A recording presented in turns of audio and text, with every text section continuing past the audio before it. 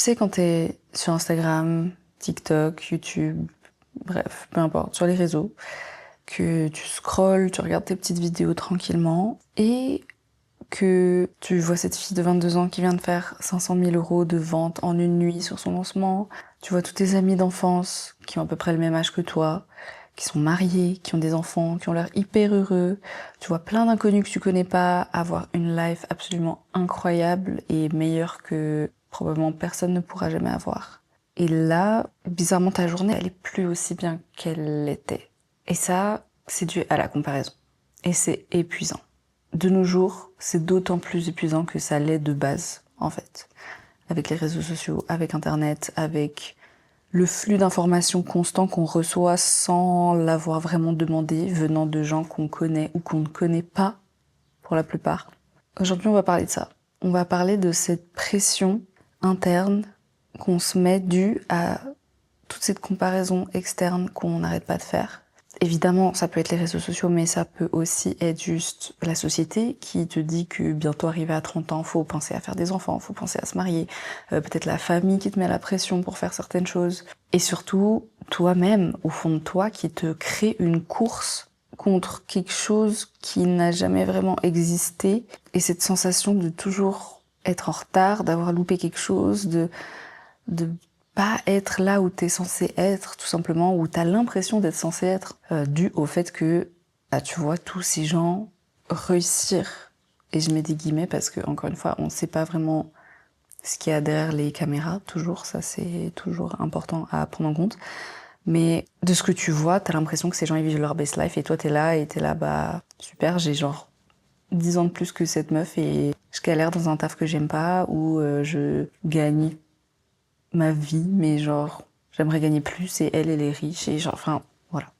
Donc, on va commencer tout simplement déjà par le grand classique, surtout qui me concerne et qui concerne tous mes amis millennials. En tout cas, on est ensemble. On arrive bientôt à la trentaine et les questions du type « Alors, c'est pour quand le mariage ?» Ou alors genre « Ah, faudrait penser à faire des enfants, hein, parce que là, ça avance, hein. » Bah, elle commence à arriver. Moi, personnellement, c'est un sujet qui me concerne moins parce que, de un, le mariage, c'est pas quelque chose qui est important pour moi, c'est pas quelque chose qui m'attire.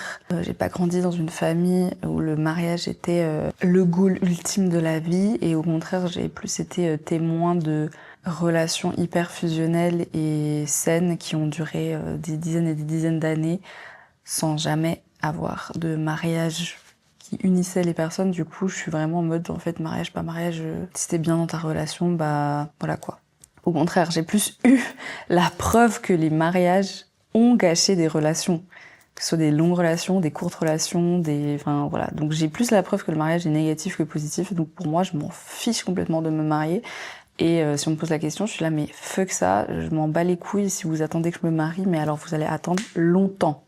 Désolée. Et c'est pareil pour les enfants. Je suis pas intéressée à avoir des enfants. Et en tout cas pas maintenant, mais je me dis que si c'est pas maintenant, bah ce sera, je sais pas, tu vois, peut-être il peut un jour se passer une big baby fever qui fait que ça y est, je veux un enfant, mais en fait, ça fait depuis que j'ai 13 ans que je sais que je veux pas d'enfant. Genre, voilà. Après bon, on ne sait pas ce que la vie nous réserve, mais pour l'instant, voilà. Donc en fait, à chaque fois qu'on me demande, c'est en mode, ben alors, pareil. C'est mort, je suis désolée.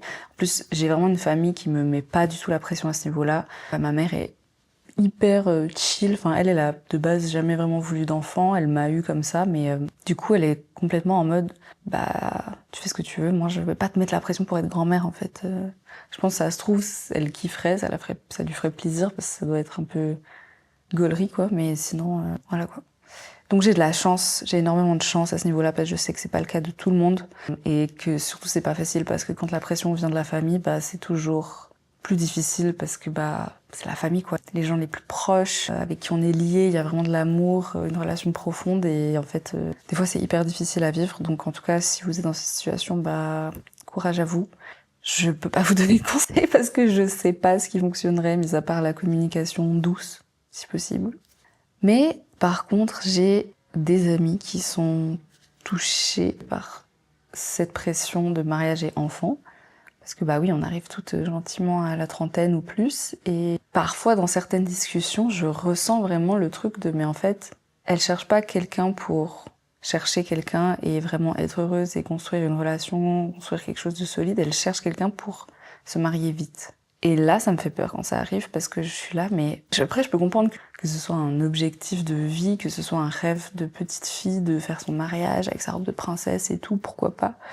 Mais de là à littéralement signer un contrat, littéralement, que ce soit au niveau de la loi, enfin des trucs hyper sérieux, quoi, qui lient deux personnes juste pour le fait de pouvoir avoir ce jour et pouvoir dire je suis mariée, mais au final, que ce soit une personne un peu random, un peu, pas le premier venu, mais genre, qu'on a pris par défaut, dans le sens où on est là, bah, maintenant que je suis en couple avec cette personne, bah, faut que je me marie, en fait. Alors que, ça se trouve, la relation, elle est bien, mais il n'y avait pas forcément besoin d'un mariage là. Mais vu que le temps passe et que, surtout, la plupart du temps, c'est je veux être belle sur mes photos de mariage. Je veux pas être ridée sur mes photos de mariage. Je veux pouvoir fit dans ma robe. Je veux pouvoir juste être une jeune mariée, en fait. Parce que la société et les réseaux sociaux veulent que, surtout maintenant les réseaux sociaux, genre le mariage corps sur les réseaux sociaux, il est dingue. Là, j'avais une pote qui allait se marier. J'ai regardé 3 vidéos pour elle qu'elle m'envoie. Après, mon feed, il était full de trucs de mariage, mais c'est un truc de fou. Si j'étais dans ça, j'aurais la pression de vouloir faire le mariage le plus stylé, avec un concept, avec les robes. Et puis maintenant, c'est vraiment le truc de faire, je sais pas, des concepts hyper poussés pour que, bah voilà, après faire des vidéos, que ça marche, que le mariage il devienne viral. Enfin, genre, je comprends pas ce délire. C'est censé être quelque chose de intime entre nous. Puis au final, ça devient un peu la course à qui fera le mariage le plus iconique d'Instagram, genre stop. Mais du coup, je pense que la pression elle est dingue parce qu'il y a trop d'idées, il y a trop de possibilités et du coup, c'est en mode bah en fait, il faut que je fasse un mariage, que je sois aussi belle que ça sur les photos, que je mette des lumières comme ça, que les gens ils soient habillés comme ça, que ça se passe comme ça. Enfin, c'est terrible, ça doit être terrible d'avoir cette pression en plus de la pression de la vie générale, d'avoir cette pression là qui arrive maintenant, genre et surtout bah du coup le fait de se sentir pressé. Et c'est la plupart du temps dans ces situations-là où les gens se sont pressés de se marier, que ça a mal fini, que ça a failli mal finir en tout cas. Et si en plus de ça, il y a la pression de la famille derrière qui est en mode bon, il faut que vous vous mariez, ça fait 2 ans que vous êtes ensemble, ça fait 10 ans que vous êtes ensemble, si vous n'avez pas envie de vous marier, vous ne mariez pas. Mais si derrière il y a la famille qui presse, il y a les réseaux qui pressent, enfin en fait, c'est juste invivable et ça pousse des relations au bord du gouffre pour quelque chose que de base, les 2 personnes ne voulaient peut-être pas. Et ils se retrouvent dans ça parce que bah il faut en fait. Et c'est malheureusement et encore plus difficile et encore plus grave avec les enfants. Je veux être une jeune maman, je veux pouvoir être en forme pour aller jouer avec mes enfants et tout. Enfin jusque-là, pourquoi pas? Et ça doit être insane. Mais pareil, de se mettre la pression de se dire, en fait, faut pas que je trouve quelqu'un pour moi, c'est qu'il faut que je trouve quelqu'un pour construire ça, pour construire cette famille-là maintenant. Parce que si je le fais pas maintenant, il y a un certain âge, on peut plus avoir d'enfants. Donc, évidemment que là, c'est encore plus pressant que le mariage. Littéralement, tu peux te marier à 50 ans, 60 ans, bref, ça change rien. Mais avoir des enfants, voilà, c'est clair que c'est complètement différent. Donc, la pression est d'autant plus grande. Mais la responsabilité est d'autant plus grande, en fait, de faire des enfants, entre guillemets, par dépit avec le mec qui est arrivé là parce que, en fait, je veux être maman avant 30 ans, pour être belle sur les photos, pour pouvoir faire un shooting de grossesse, pour pouvoir faire une baby shower comme j'ai vu sur les réseaux, pour machin et tout, ça me terrifie. Honnêtement, ça me terrifie. Et évidemment, bah voilà, les réseaux n'aident pas du tout à ça. Et surtout, le problème encore plus, c'est l'algorithme qui est vraiment fait pour nous montrer les choses qu'on aime, les choses qu'on a l'habitude de regarder et tout. Mais en fait, tu regardes 3 vidéos d'un truc, t'es bombardé de ça. Donc, pour les personnes qui s'inspirent, qui veulent juste voir un truc sur les baby showers ou j'en sais rien, après, juste pendant des semaines, elles vont avoir des trucs de gosses et le bonheur des familles qui ont des enfants, qui ont de l'argent pour faire des trucs de fous, qui vont pulluler sur leur tel, et elles vont juste être encore plus dans le mal. C'est terrible. C'est littéralement terrible. Et je peux rien faire à ce niveau-là, même par rapport à mes proches et à mes potes qui sont un peu dans cette pression-là, bah je peux rien faire parce que mis à part essayer de les rassurer, mais en fait, c'est soi-même la course qu'on se met en tête face à ça. Donc, tant que pour elle, elle n'aura pas réussi à s'apaiser là-dessus ou qu'elle n'aura pas trouvé de quoi réaliser ce rêve et cocher cette case, elle va continuer à se mettre la pression. Et évidemment, je pense qu'on a beaucoup compris avec le temps que le mariage, c'était pas forcément la solution à tout, dans le sens où, à l'époque de nos darons, même avant ça, le mariage, c'était vraiment une étape obligatoire. T'es avec quelqu'un, tu te maries, t'as des enfants, paf, t'es dans ton taf, que tu changes pas, enfin bref, c'était vraiment le cycle de la vie normale et t'étais mal vu si tu le faisais pas. Sauf que, y a des familles qui ont gardé ces valeurs-là, qui ont transmis ces valeurs-là avec justement une certaine pression à leurs enfants, qui maintenant, s'ils n'arrivent pas à accomplir ça, ils vont juste se sentir nuls, ils vont juste avoir l'impression d'avoir échoué en fait. Après, il y a évidemment des personnes pour qui c'est vraiment le rêve et que ça vient de eux-mêmes et que c'est vraiment quelque chose d'important pour eux. Mais dans tous les cas, arrivé à un certain stade, si t'as pas réussi, si t'as pas pu le faire avant, parce que la vie, parce que les relations c'était pas les bons, ou parce que ton taf t'en empêchait, ou ton style de vie, peu importe, on arrive vraiment à un moment où ça commence à être serré, à être tendu pour ces personnes-là. Et je sais pas si du coup ça peut vous concerner. Si ça peut vous concerner, n'hésitez pas à mettre votre expérience en commentaire parce que, à nouveau, moi, ça me touche pas personnellement. Mais de ce que je vois juste mes potes qui en souffrent en fait. Après, forcément, ça le cache, soit non, mais c'est pas grave, voilà et tout. Mais au fond, j'ai peur qu'elles souffrent réellement de ça, quoi. Moi, personnellement, la comparaison qui me touche le plus, c'est la comparaison due au succès et financier et le style de vie par rapport aux réseaux sociaux. Dans le sens où on est vraiment dans une ère où t'as des vidéos régulièrement, en plus, qui pop sur ton feed en mode « Comment je suis devenue millionnaire à 22 ans ?» Comment j'ai monté ma boîte à 20 ans. Comment, dès mes 18 ans, Et en fait, c'est super. Franchement, je suis hyper heureuse au fond pour ces gens et pour les nouvelles générations à venir de pouvoir justement réussir à s'en sortir de cette manière, de trouver quelque chose et réussir à le faire fonctionner sans devoir suivre le chemin terrible du corporate et du chemin professionnel qu'on attend qu'un humain ait, c'est-à-dire se crever au taf pendant des dizaines et des dizaines d'années sans jamais rien dire. Ça, c'est vraiment ma vision du travail. Après, je sais qu'il y a des gens pour qui ça va très bien et tant mieux pour vous.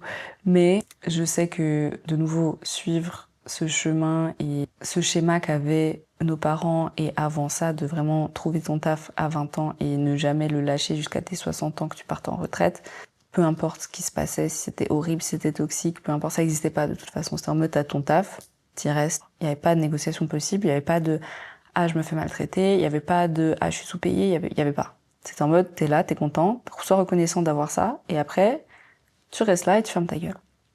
Et du coup, le fait déjà que ça soit parti, c'est déjà super. Le fait que ce soit beaucoup plus libre, beaucoup plus ouvert, comment on traite les employés, tout ça, ça va quand même mieux. Mais en soi, c'est toujours un chemin qui n'intéresse pas tout le monde. Et le fait qu'on puisse en sortir sans suivre ce chemin, surtout à ces âges-là, c'est juste incroyable. Si c'est vraiment le cas et qu'ils sont vraiment devenus millionnaires à 22 ans, mais quelle life en fait. Bravo, messieurs, dames, d'avoir eu l'idée d'un truc ou d'avoir tenté quelque chose ou j'en sais rien, tu vois. Mais à force d'en voir. Ah, j'ai lancé ma marque de trucs. Ah, j'ai machin. Ah, j'ai truc. Ah, machin. Ok. Et moi, je suis juste là à essayer de faire de mon mieux, à toujours essayer de faire de l'argent comme je peux, à ne pas être satisfaite de ma situation, alors que, on est bien d'accord, je suis très reconnaissante de ce que j'ai et de ce que je peux faire dans ma vie. Mais au bout d'un moment, c'est pas de ça qu'on parle. C'est vraiment dans la tête. Le truc qui se crée de « mais j'ai loupé un truc, j'ai fuck dans le système, qu'est-ce qui se passe? Pourquoi moi j'ai pas fait ça? Pourquoi moi je peux pas avoir ça? Pourquoi j'ai pas eu cette idée ?» Et en fait, c'est pas le fait que ce soit arrivé une ou deux fois, c'est vraiment le fait que t'es bombardé de ça, de tous les côtés, et sur toutes les plateformes, de gens qui réussissent, qui ont des lives de dingue. Et tu veux aussi une life de dingue en fait. Donc, premièrement, tu t'inspires, tu vas essayer toi-même de ton côté de mettre en place des choses, de tenter des nouvelles expériences, d'essayer de changer de routine, de trouver un nouveau taf, de trouver une nouvelle activité, de créer quelque chose de concret, essayer de t'en sortir au max pour réussir à faire comme ces gens-là. Mais à force de continuer à regarder ça, c'est plus de l'inspiration. Et en fait, la ligne entre l'inspiration et la comparaison, elle est hyper fine. Et je crois que pendant 10 ans, j'avais toujours l'impression de m'inspirer, mais je passais mon temps à me comparer. J'avais pas remarqué que j'étais passée de l'autre côté, parce qu'à chaque fois que je voyais quelque chose, bon, j'étais là, oh waouh, mais au fond, ça me provoquait une sensation de, je sais pas, de mal-être dans tout mon corps, de ouais, c'est toujours pas moi, quoi. C'est là que je me suis rendu compte que l'inspiration, ça va donner de l'énergie, ça va te donner du carburant pour avancer, pour tester des choses, pour commencer. Mais la comparaison, ça va juste te prendre de l'énergie. J'étais arrivée à un stade où juste je contemplais la vie des gens. Et moi, je faisais rien. Parce que, en fait, il y a trop. Et c'est trop pour le cerveau. Et du coup, c'est trop de négativité, c'est trop de pression. Et du coup, bah, tu fais rien. Et t'es juste là en mode, bon, bah voilà, moi je fais pas. Et du coup, ça renforce cette négativité, ça renforce cette comparaison à chaque fois que tu vas rouvrir ton tel. Et ça te bouffe, littéralement, ça te bouffe. Maintenant, ce que j'ai fait, c'est que j'ai une follow pas mal de créatrices et de créateurs qui, malheureusement, m'inspiraient beaucoup, mais voilà, me procuraient beaucoup de mal-être dans la comparaison. Donc, de temps en temps, je vais volontairement sur leur compte si j'ai envie de voir, ah, ils en sont où, ils font quoi. Mais je veux rester maître de ce qui pop quand j'ouvre mon téléphone. Parce que, voilà, si ça m'intéresse d'aller voir ce qu'ils font, j'y vais moi-même. Mais sinon, voilà, je reste avec mes trucs. J'ai d'autres créateurs qui m'inspirent vraiment profondément. Mais toutes les choses vraiment trop extrêmes, vraiment trop étalage de réussite, et j'ai rien contre l'étalage de réussite de base, hein, franchement, vous avez réussi, mais tant mieux. Genre, je suis pas en mode genre, ah ouais, les gens qui étalent tout leur... Écoute, c'est pas grave. Genre, t'as réussi, t'as fait le taf pour y arriver, bravo à toi, t'as le droit de le montrer, t'as le droit d'en être fier, en fait. Là, c'est juste par rapport à moi-même, le fait de... J'adore voir ça, parce que ça te montre que c'est possible, mais à un certain stade, c'était devenu vraiment toxique. Donc juste par rapport à moi, j'avais plus envie de voir de l'étalage de réussite, mais quand j'ai envie d'en voir, je vais le chercher. Et au début, j'étais là, bon, il faut que je ne follow, parce que voilà, j'avais juste l'impression d'être jalouse. D'être là, genre, ouais, bah, vous réussissez, moi pas, je ne follow. Mais en fait, non, parce que, encore une fois, je suis vraiment en mode, mais waouh, c'est incroyable ce que vous avez fait. Donc, c'est plus de l'hygiène mentale. Genre, je nettoie un petit peu ce qu'il y a là. Et après, ça m'est arrivé des fois d'aller refollow des gens parce que, bah, voilà, j'allais un peu mieux et j'étais là. C'est vrai que c'était quand même bien et tout, ce qu'elle postait et tout, donc j'y retourne. Mais juste réussir à être conscient de ça et de se rendre compte quand est-ce qu'on passe du côté de la comparaison et que c'est plus de l'inspiration. Pour voir qu'est-ce qu'on en fait. Si on voit qu'on arrive à vivre encore avec, keep. Mais si tu vois que ça devient vraiment trop toxique et qu'à chaque fois que tu vois ce compte popper, tu te sens mal, tu te sens comme une merde et après tu fais plus rien de ta journée parce que t'es là, bah, de toute façon j'y arriverai jamais. C'est pas grave, skip. Si ça t'intéresse vraiment, tu y retourneras quand tu te sentiras mieux dans ta tête. Après tout ça, en soi, personne m'a rien demandé. Hein. Personne m'a forcé, m'a mis un couteau sous la gorge en mode t'as vu ce qu'ils ont fait? Tu dois faire la même chose. Personne n'a fait ça. Encore heureux. Mais personne n'a fait ça. Tout est là. Le problème, c'est moi. Et j'en suis, mais consciente à 1000%. Que c'est juste moi-même, toute seule dans mon cerveau, qui me suis créé cette course, littéralement cette course, contre personne. Cette course contre éventuellement l'idéal que j'ai mis sur les gens de mon âge. Et cet idéal qui est basé, mais que sur une petite portion de personnes qui s'affichent sur les réseaux sociaux. Parce que, encore une fois, il y a des millions et des millions de personnes sur les réseaux sociaux. Dans ces millions-là, il y a des gens, ils chillent, puis il y a des gens, ils font d'autres types de contenus, voilà. Et t'as cette petite partie de gens qui sont un peu entrepreneurs, qui réussissent à faire des trucs et qui étalent comment ils ont fait, leur réussite, leur machin et tout. Je parle pas des trucs un peu toxiques, genre les vidéos YouTube, 5 stratégies pour devenir millionnaire cet été, genre, ou des trucs comme ça. Non, je parle de vraiment des gens qui ont créé des petites marques, des trucs qui ont super bien fonctionné, ou qui font du contenu vraiment insane, ou qui ont créé quelque chose de concret, qui a popé aussi du jour au lendemain, parce que, encore une fois, c'est une infime partie des gens. Donc déjà, dans tous ces gens-là, il y a qu'une petite partie de gens qui font ce type de contenu. Et dans cette petite partie, on voit pas tout, déjà. Donc il y en a qui ont réussi du jour au lendemain, certes. C'est vraiment le 0,5% de la population mondiale, je pense, qui réussissent du jour au lendemain. Genre pendant la nuit, ils se réveillent et puis en fait, il y a un truc, ça a explosé, ça a fonctionné. Et tout le reste de cette partie, c'est des gens qui sont là depuis 10 ans, qui ont tryhard plein de trucs, qui ont eu plein d'échecs, qui ont eu plein de choses qui se sont pas passées comme ils voulaient, qui ont eu probablement plein de soucis aussi dans leur life, mais juste, on ne le voit pas parce que, pas tout le monde partage ses bas. Presque tout le monde partage ses hauts, ses réussites. Certains partagent aussi les behind the scenes et les bas et tous les problèmes, les choses qui sont pas passées comme prévu, mais beaucoup ne le font pas. Et du coup, juste, c'est un idéal. Littéralement, c'est un idéal de ça. Et à côté de ça, il y a tous les gens de la vie normale, de la vie réelle. Les gens qui travaillent, qui n'ont pas décidé de se mettre sur les réseaux, qui ont fait leur petit truc dans leur coin et qui vivent leur petite life tranquille, qui eux ne sont pas du tout non plus dans cet idéal-là. Donc littéralement, je me suis créé un idéal sur 1% de la population, en ayant l'impression que c'est ce pourcent qui est le standard ultime pour les personnes de 29 ans comme moi. C'est complètement débile. C'est complètement débile. Et j'en suis consciente, mais en fait, une fois que c'est fait, t'es juste là en mode, bon bah voilà. Je dois deal avec maintenant et je dois trouver une solution pour arrêter de tourner en rond comme ça dans ma tête.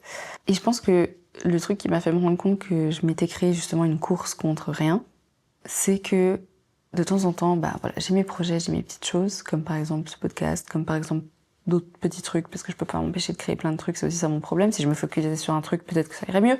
Mais bon, ça c'est un autre sujet. Mais des fois, la vie, en fait, prend le dessus. Les obligations, les responsabilités qu'on doit littéralement faire dans la vie réelle, les imprévus. Et là, ça faisait 2-3 semaines que voilà, j'avais pas vraiment pu avancer sur mes projets et que j'étais juste en train de régler les choses qui se passaient dans la vraie vie. Et quand ça arrive, je me sens tellement mal, genre, je culpabilise de fou malade.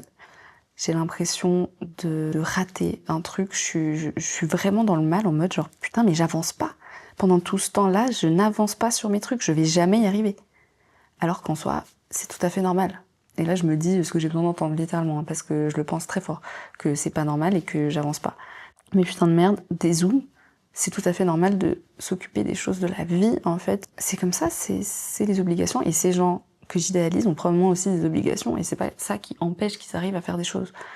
Mais moi je suis vraiment en mode bah ça y est, j'avance pas, je vais jamais y arriver. Et en fait c'est là je me suis dit mais en fait j'ai l'impression d'être dans une course et quand je dois m'arrêter dans la course, je pète un câble et je me sens vraiment trop mal.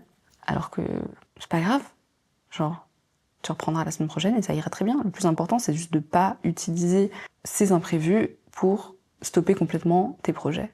Ça, c'était quelque chose que je faisais beaucoup à l'ancienne. Genre, j'avais un truc qui me prenait 2 semaines et j'étais là, bon, bah, ça sert à rien que je recommence. De toute façon, j'ai pas fait pendant 2 semaines. Non. Complètement con. Complètement con. Mais d'ici à comprendre ça, voilà, ça m'a pris du temps. Mais maintenant, je suis juste en mode, ok, bah, c'est pas grave, je referai la semaine prochaine. Mais je me sens quand même hyper mal parce que je suis en course, en fait. Je suis en train de faire un marathon, là. C'est complètement débile. Complètement débile. Et cet épisode en soi, il a pas vraiment de conseils, il a pas vraiment de conclusion, dans le sens où moi-même, j'ai pas trouvé la solution à ce problème complètement. J'ai trouvé des petits pansements, unfollow, essayer de se focus sur les étapes qu'on franchit, sur les petites cases qu'on arrive à cocher par-ci par-là en fonction de notre situation, prendre en compte les obligations, les responsabilités. On n'a pas tous le choix, on n'a pas tous la chance de pouvoir faire ce qu'on veut de nos journées et de pouvoir créer un empire, un business ou quoi que ce soit aussi facilement que d'autres. Mais en soi, ma course, elle est toujours là. Et ma course, elle a pas de ligne d'arrivée, je crois.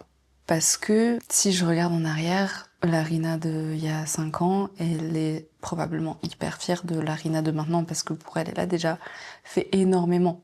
Et elle a déjà peut-être atteint des rêves qu'elle avait sans même que maintenant je m'en rende compte. Donc en soi, c'est un peu une ligne d'arrivée qui va toujours se repousser. Parce que ça se trouve là, bah, ton objectif ultime, c'est le mariage. Et une fois que tu l'auras, bah, ce sera les enfants. Puis une fois que tu l'auras, ce sera d'être riche. Puis une fois que tu l'auras... Enfin, tu vois, en fait, il n'y a jamais vraiment de ligne d'arrivée. Et que aussi, avec les réseaux, le moindre nouveau contenu que tu vas avoir va te créer une nouvelle ligne d'arrivée, en fait. Et sur ça, je pense que c'est assez humain. Et d'autant plus dans notre génération, avec tous les médias et tout ce qu'on a, d'être face à ce phénomène, en fait. Le plus important, c'est pas de se faire engloutir. Le plus important, c'est pas de se faire bouffer par ça. C'est d'essayer de prendre ces personnes, prendre les réseaux sociaux comme de l'inspiration, mais de pas crosser la ligne de la comparaison. Ce qui est plus facile à dire qu'à faire. Et pour toutes les autres choses de la vie qui engendrent la comparaison, parce que le mariage, les enfants, le succès, l'argent, il y a sûrement des milliards d'autres choses qui engendrent de la comparaison. Là, j'ai vraiment parlé des principales qui touchent ma génération à l'âge auquel je commence à avoir maintenant, surtout que de plus en plus on voit des gens beaucoup plus jeunes accomplir des choses que nous on n'a toujours pas accomplies à 25 ans, à 27 ans, à 30 ans, à 35 ans. Et juste se dire que en fait, que ces gens-là sont une minorité, ces gens-là sont une exception en fait par rapport à l'humanité tout entière. Et qu'en soi, je pense que de base, même sans ça, même sans le grand succès et beaucoup d'argent et une grande famille et un mariage de fou furieux. Je pense qu'on accomplit déjà beaucoup plus que peut-être nos parents ont pu accomplir à l'âge auquel on a maintenant, eux ils avaient. Oula, ça veut rien dire. À l'âge qu'on a actuellement à leur époque. Bien que la vie était faite différemment, donc ils arrivaient plus facilement à devenir propriétaires, ils arrivaient plus facilement à avoir certaines choses qui maintenant sont plus difficiles d'accès pour la moyenne des gens financièrement, surtout être propriétaire notamment, mais j'ai pas d'autres exemples, mais je pense qu'il y en a d'autres. Mais je dis surtout accomplissement personnel, dans le sens où on se sent quand même beaucoup plus libre dans nos choix, dans nos décisions. Et je pense que, et surtout moi, il faut que je rapproche la ligne d'arrivée et que j'arrête de toujours la mettre à des kilomètres, parce qu'en soi, probablement tout ce que j'ai déjà fait actuellement, c'est déjà énorme et c'est déjà suffisamment pour être fière et pour arrêter de se flageller et de se dire qu'on n'a rien accompli et qu'on est juste en échec. En fait, non. Donc voilà. Je pense que la bonne question à se poser, ce serait: est-ce que la vie que tu es en train de construire, c'est vraiment la tienne? Ou est-ce que c'est celle que tu penses devoir avoir?